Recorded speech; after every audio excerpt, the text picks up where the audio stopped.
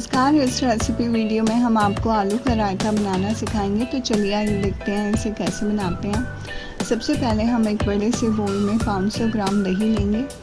अब हम दही को फेंटना शुरू करेंगे। हमने दही को तब तक फेंटना है जब तक कि दही बिल्कुल स्मूथ नहीं हो जाती।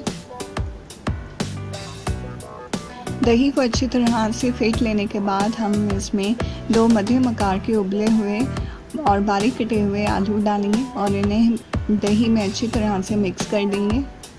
इसके बाद इसमें आधा छोटा चम्मच लाल मिर्च पाउडर, 1/4 छोटा चम्मच काली मिर्च का पाउडर, 1 छोटा चम्मच भुना हुआ जीरा पाउडर, 2 चुटकी सूखी मेथी का पाउडर और स्वाद अनुसार नमक डालकर इसको अच्छी तरह से मिला लेंगे।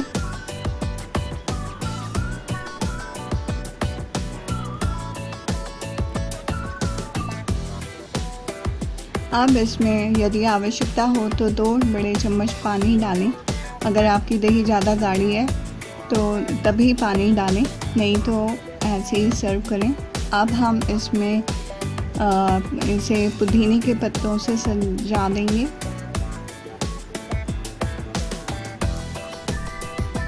आलू का रायता बनकर तैयार है। अगर आपको हमारी वीडियो रेसिपी पसंद आई है तो लाइक का बटन दबाएं और वीडियोस के लिए हमारे चैनल से सब्सक्राइब करें। धन्यवाद।